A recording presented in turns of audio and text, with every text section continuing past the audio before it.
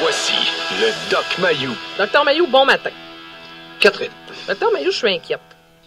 Ah oui? Et oui, je vous partage mon inquiétude ce matin. Je veux qu'on fasse attention parce que je vais faire un lien avec ce qui se passe à Trois-Rivières, avec le procès des 4 policiers dans le dossier d'Alexis Vadeboncoeur. Il faut être prudent parce qu'il y a un procès. On ne fera pas le procès de ces policiers-là. C'est pas ça notre rôle non plus. Mais quand on regarde, qu'on regarde ce dossier-là, qu'on regarde ce qui s'est produit avec Matricule 728. Souvenez-vous du dossier de Richard Barnabé, l'affaire Richard Barnabé, cet individu qui avait été arrêté le 14 décembre 1993. On l'avait arrêté à Laval au terme d'une poursuite policière. On l'avait, il avait été brassé pas mal. Il était parti sur ses jambes pour finalement tomber dans un coma peu de temps après. Il en est décédé 3 ans plus tard. Il était dans un état neurovégétatif. Et, Dr Mayou, quand on regarde l'émission, entre autres 19-2 à l'époque, on peut pas dire que le palmarès qu'on fait et le portrait des policiers au Québec présentement est très reluisant. Est-ce que je me trompe ou j'ai l'impression qu'il y a plusieurs policiers qui se retrouvent en service qui sont un peu limites? Je veux faire attention. Comprenez-vous ce que je veux dire? Est-ce qu'on peut s'inquiéter? De tout temps?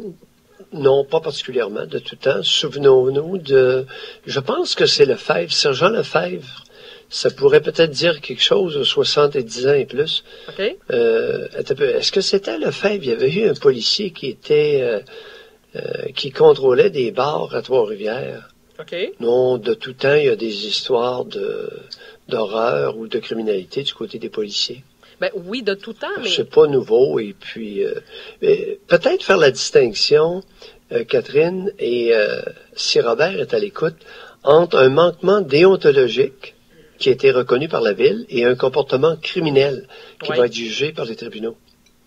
Alors, un manquement déontologique n'est pas nécessairement un comportement criminel. Non, je suis Ce sont deux choses à bien distinguer. Alors, la Ville a reconnu que les policiers avaient commis des manquements déontologiques et ils ont attribué 25 000 $ aux criminels pour avoir été victimes, entre guillemets, de manquements déontologiques. Mm-hmm. OK? Oui.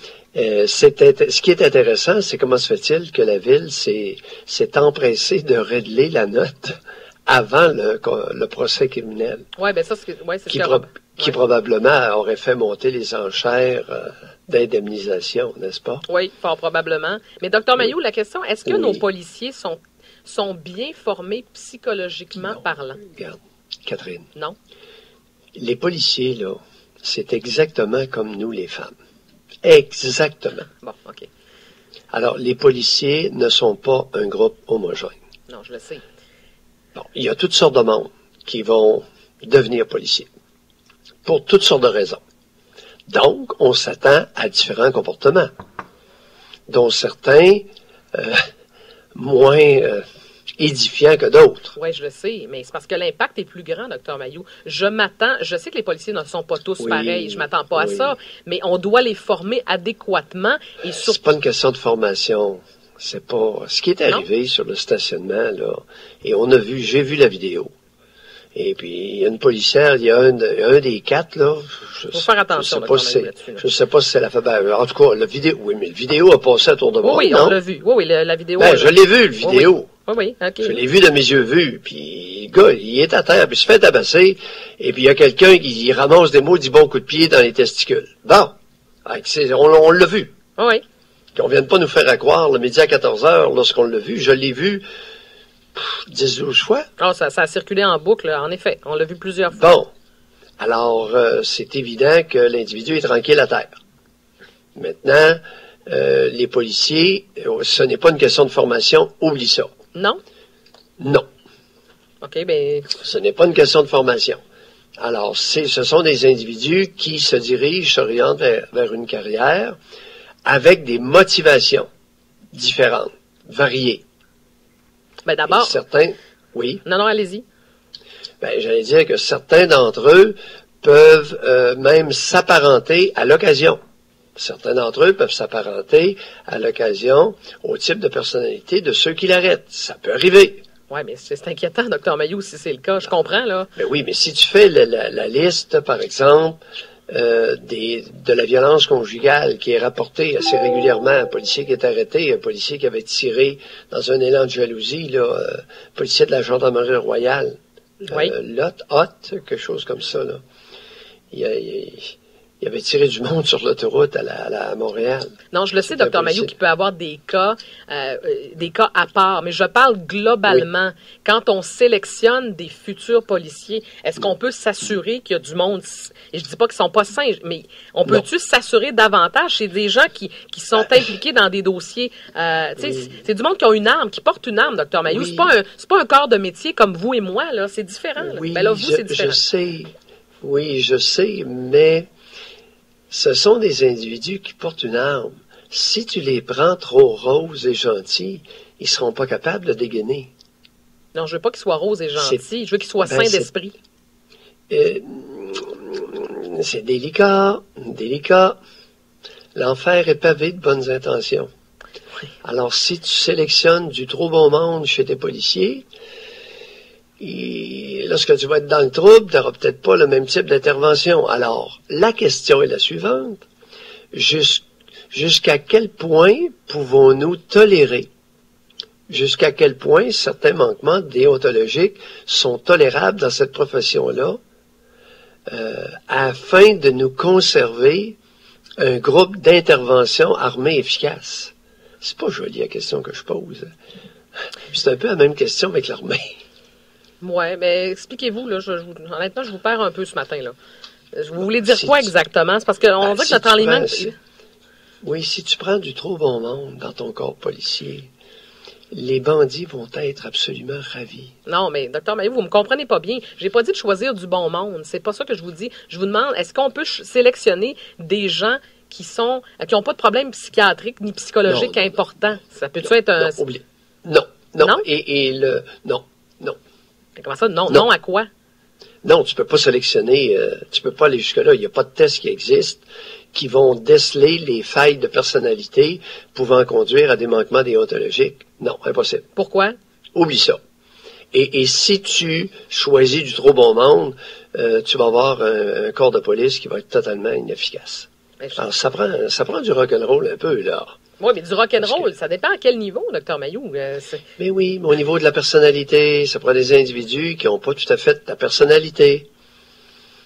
Bon, OK, on va changer de sujet parce qu'on dirait qu'on ne suit pas ce matin, là. Mais c'est pas grave. Mon point, c'était pas ça. Je veux pas engager du trop bon monde. Je veux engager des gens qui sont capables d'arriver sur un événement où il vient d'arriver un meurtre, où il faut qu'ils fassent une intervention musclée parce que la personne est droguée. C'est pas un corps de métier comme le mien, là. Ils font pas de la radio, ce monde-là. Ils interviennent avec des criminels. Fait que je peux-tu m'assurer que nos policiers sont assez sains d'esprit pour ça? Est-ce que c'était ça ma question? Non, on peut pas. Il y en a pas de test. Okay. Ma réponse, c'est non. Okay, je comprends la question. Oui. Dans un monde idéal, ce serait oui, mais on n'est pas dans un monde idéal. Non, c'est parce qu'il y a des entrevues. Alors, c'est à eux de se policer entre eux, puis on choisit, écoute, il y a un vieux dicton qui dit qui choisit prend pire. C'est très difficile. Non, je le sais, Dr. Mailloux, mais il y a des gens qui se font passer en entrevue pour des emplois moins dangereux que ça, et que tu as l'impression que c'est une enquête du FBI, alors que chez les policiers, je trouverais ça important qu'on s'y attarde davantage. C'est ça mon point. Non, c'est peine perdue. Je ne crois pas que je ne crois pas que l'accent doit être mis là. Parce qu'il y a les comportements de groupe comme ça relèvent davantage de conflits intrapsychiques refoulés. Il n'y a pas de test pour déceler jusqu'à quel point vous avez été refoulé par vos parents en bas âge. OK. Hey, Dr. Mailloux, en terminant, oui. Est-ce que les femmes sont plus délinquantes au volant? Est-ce que les femmes textent davantage? Est-ce que vous vous lancez là-dessus ce matin? Ben, écoute, Catherine, j'ai une question pour répondre à la tienne. Quel est le pourcentage d'adultes qui nous écoutent ce matin qui n'ont jamais texté au volant? Ce sera peut-être plus simple. Ah oui? OK. Vous voulez pas le rentrer dans le débat? Toi, Catherine, t'as jamais texté au volant? Ben non. Oui. Serge, t'as jamais texté au volant? Jamais de la vie. Raphaël, t'as jamais texté au volant? Et je n'ai jamais texté au volant! Ah, ben on est parfait. C'est une note parfaite, Dr. Mailloux. Bon, la réponse est finalement, c'est pas ça pantoute. Alors, 4 menteurs ce matin, sur le même point. Non, mais là-dessus, moi, je l'ai toujours avoué. Malheureusement, j'ai ce vilain défaut de texter au volant. Mais je sais pas. J'ai déjà texté au volant à l'occasion de façon sécuritaire. Ben non. Hey, arrêtez-moi ça. Raphaël a jamais texté au volant, lui. Non, moi jamais. Ben non. Non, c'est vrai, jamais. Arrête-moi ça. Surtout à son âge. Non. Si on est avec les textos, les téléphones cellulaires dans les mains. Mais j'ai une question pour vous, Dr Mayou. Est-ce que c'est Oui. vrai que les femmes au volant sont plus distraites, sont plus émotives? Est-ce que c'est vrai, Bon, ça? ben écoute, quelqu'un qui va aller prétendre le contraire, que les hommes seraient plus distraits, émotifs au volant, serait fief et menteur. Alors, il vous manquait une donnée tout à l'heure que j'ai déjà vérifiée. Allez-y. Les jeunes hommes causent plus de gros accidents.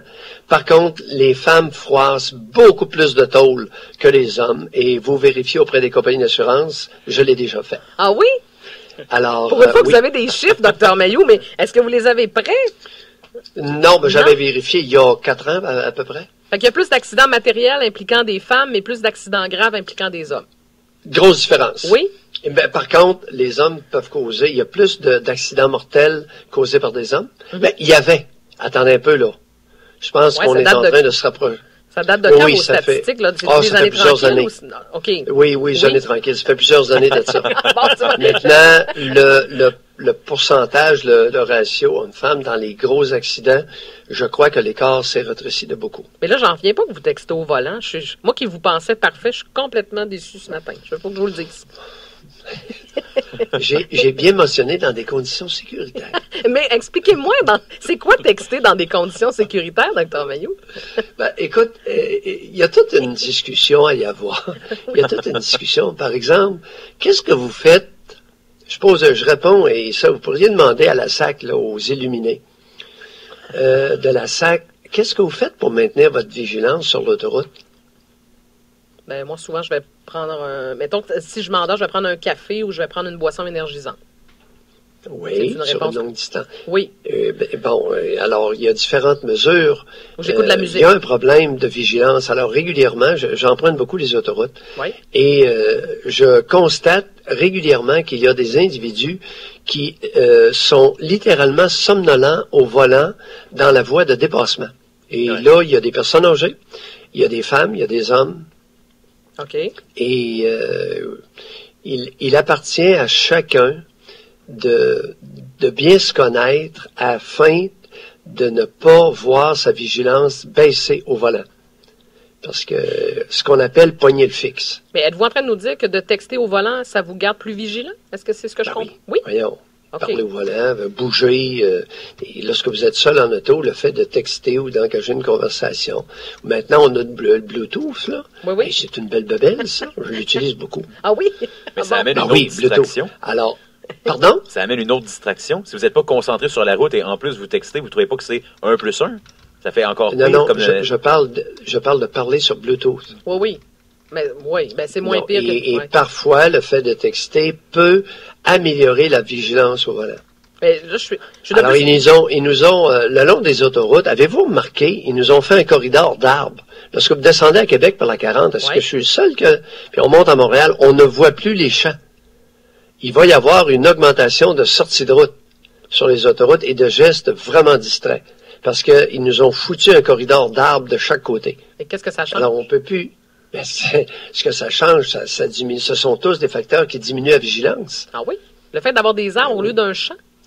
Ben voyons, on peut plus regarder et puis il n'y a plus grand-chose à voir. Ben, là. il y a pas grand-chose à Ben, voir dans peut-être le qu'il y a champ. seulement moi qui aime regarder le panorama. Ben, Mais visiblement. le fait de regarder, de balayer du regard, au lieu d'être dans une vision de tunnel, Ah, OK. ça améliore ma vigilance. OK. Bon, ben, Mais moi, la question que je me posais quand on parle Oui. de Bluetooth, est-ce que c'est plus distrayant de parler comme ça avec le Bluetooth qu'avec 2-3 personnes dans l'auto? ouais.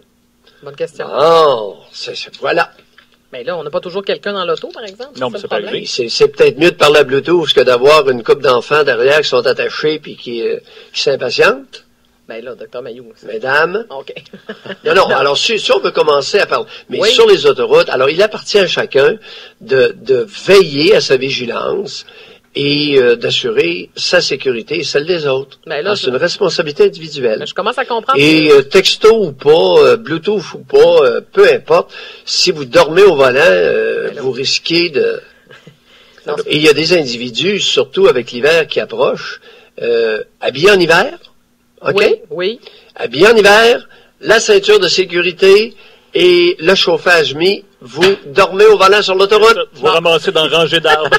Fait que, docteur Mailloux, vous nous faites tout un bilan. Fait que, si je comprends votre raisonnement, vous, pas attaché, on parle au Bluetooth, on texte en même temps, on s'habille pas trop, on est flambant nu, puis on mange au volant. J'espère que la SAC écoute ça ce matin. On est top vigilant. Docteur Mailloux, Ben, j'adore. ça pour manger au volant, oui. Je le fais régulièrement. Ben, je le sais, c'est pour ça que je vous l'ai dit, je vous l'avais déjà Mais compris. sur l'autoroute. Ben oui, Sur docteur Mailloux, l'autoroute. vous êtes épouvantable. Si la SAC vous arrête, vous entend, ils vont dire, mais qui est cet homme sur la route? Qui est ce danger À 100 public? km, c'est sécuritaire. Pas attaché. De toute beauté, docteur Mailloux. J'adore ça. Ben, écoute, wow, je suis un fou dangereux. Oui, un peu.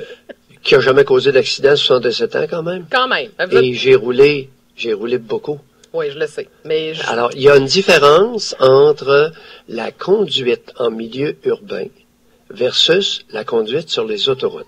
oui, mais quand Il y même. a la différence entre une conduite sur une surface sèche, une surface humide et une surface glacée. Oui. Tiens. Ah, regardons. Bon, cette valeur, on n'a plus de temps, mais on aurait pu continuer cette excellente conversation. Docteur Mailloux, on vous retrouve à 9h30 en compagnie de José. Allez préparer votre lunch, mangez au volant. Je vais vous appeler pendant que vous allez conduire et attachez-vous pas. Ça va être parfait. On vous retrouve. C'est ce que tu fais de toute façon. Ça c'est. On vous retrouve à 9h30. À demain, docteur Mailloux. Au moins, je suis honnête, je l'avoue. Ah oui, là-dessus, on peut pas vous enlever ça. À plus tard, docteur Mailloux. 9h30, on vous écoute.